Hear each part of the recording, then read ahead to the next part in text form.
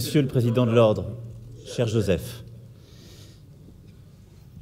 Monsieur le Président de la CNCC, Monsieur le Vice-président du Grand Lyon, Monsieur le Président de la Chambre de commerce et d'industrie régionale, Mesdames, Messieurs les Présidents, chers amis, je n'aurais pas manqué l'occasion de venir, Joseph. Je voulais vous rassurer, parce que je suis heureux d'être parmi vous aujourd'hui, et que ça n'était pas simplement un devoir.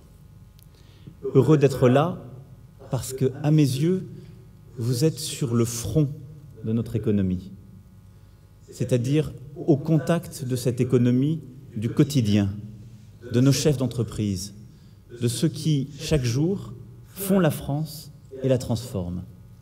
Et je ne conçois pas d'autre rôle pour un ministre de l'économie que précisément, dans la période qui est la nôtre, être au front. Je suis d'autant plus heureux que vous avez choisi aujourd'hui de placer ce congrès sous le signe d'une formule audacieuse. Le monde change. Oser, agir, conquérir. Accepter le fait que le monde change, j'y reviendrai. C'est déjà une forme de courage. C'est celui que vous avez eu. D'être lucide face à ce qui est en train de bouger, de poser un constat pour pouvoir avancer. Lorsqu'on refuse de nommer les problèmes, lorsqu'on refuse de voir les choses telles qu'elles sont, lorsqu'on préfère ces certitudes à la réalité, il est peu probable qu'on avance, en tout cas qu'on aille très loin. Oser, agir, conquérir. Parce qu'il faut oser. Et plus encore lorsque le monde bouge, va vite. Se réinventer pour innover, pour créer, pour repousser les frontières. Alors, vous le disiez tout à l'heure, cher Joseph, votre légitimité, dans ce contexte, c'est votre utilité. Permettez-moi de vous le dire. Vous êtes totalement, vous êtes résolument, vous êtes absolument légitime.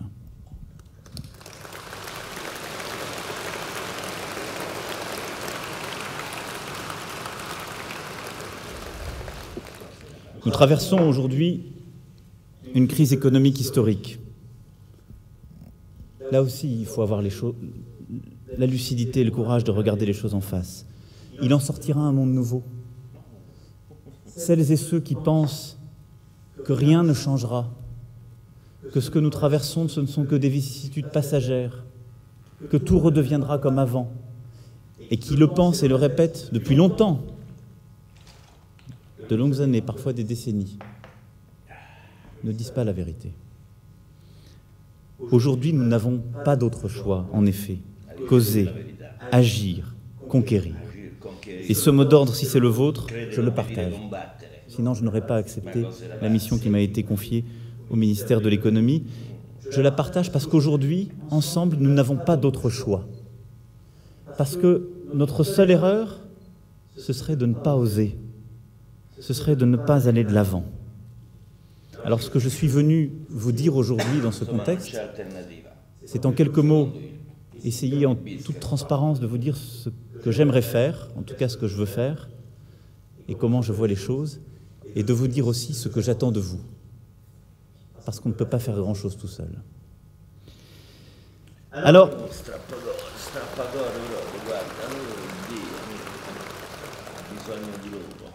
nous ne réussirons, je le disais, que si nous regardons lucidement ce qu'est notre situation aujourd'hui, celle de notre pays. L'Europe est à l'arrêt. Les chiffres qui sortent chaque semaine et que je me refuse à commenter, parce que ça n'est pas mon rôle, montrent, si besoin en était, que le moteur de la croissance est grippé. Mais pas que la France. La France est sans doute l'une des plus malades dans cette Europe.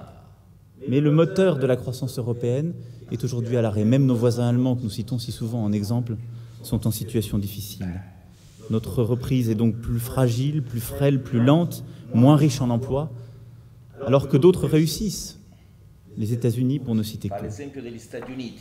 Cette situation, elle est liée à des explications concrètes sur lesquelles je vais revenir, mais aussi à des blocages, trop souvent.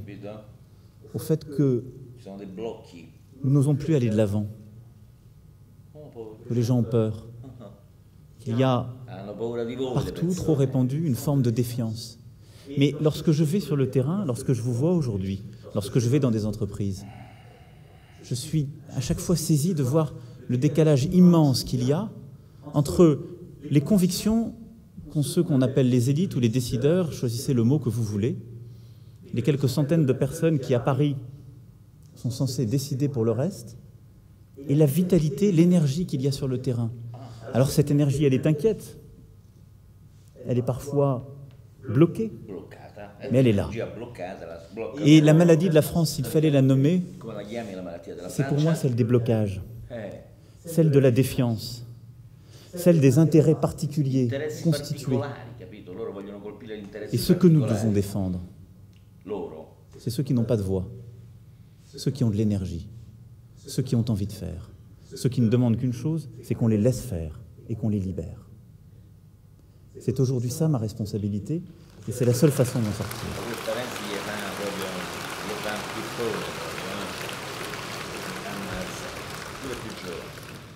Alors, les réformes nécessaires, cette majorité, elle les a engagées, elle les a votées, elle les a assumées. Ma mission, c'est aussi, pour ce qui a été fait, de les exécuter jusqu'au bout. Je ne fais pas partie des gens qui pensent que tout commence quand on arrive. Il y a beaucoup de choses qui ont été faites pendant ces dernières années, je vais y revenir. Et là aussi, ne perdons pas de temps dans les idéologies, les stéréotypes ou les postures politiques. Il faut regarder ce qui a été fait, bien et mal, et jusqu'au bout, appliquer les choses sur le terrain pour en faire des réalités.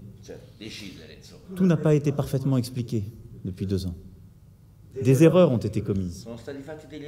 J'en suis conscient, j'y ai ma part de responsabilité, sur le plan fiscal en particulier. Mais face aux contraintes qui étaient les nôtres, le travail a commencé. D'abord pour assainir nos finances publiques. C'est une nécessité, c'est un devoir, et il sera tenu jusqu'au bout.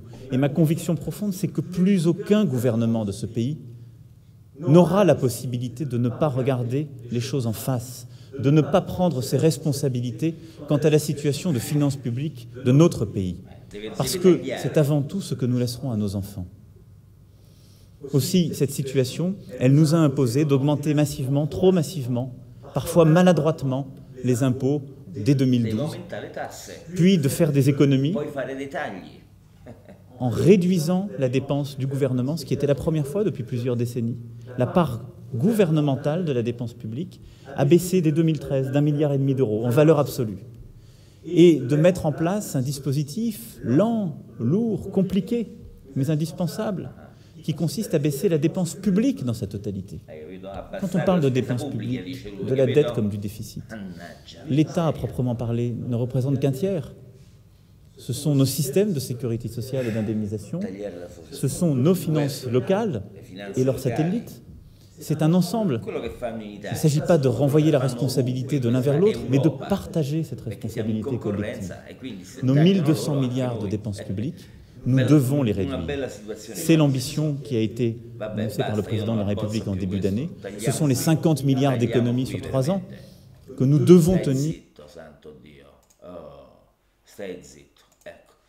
Questo è il signor Emmanuel Macron. Se andate sui giornali online francesi non si parla che della sua proposta di legge, che è una riedizione delle lenzuolate di Bersani, no? La Francia, essendo più forte di noi, arriva alla crisi alla quale noi siamo arrivati con qualche anno di ritardo, così come noi ci siamo arrivati con qualche anno di ritardo rispetto a un paese più debole di noi come la Francia, come la Grecia. Ma la strada è questa. Siamo in un mare di guai. Non voglio aggiungere altro, continuate a vedervelo se vi va sul link che vi ho passato. Nel frattempo non c'è problema, tanto arrivano i formatori dal nord a rieducarci a noi nazional borbonici italiani. Un saluto.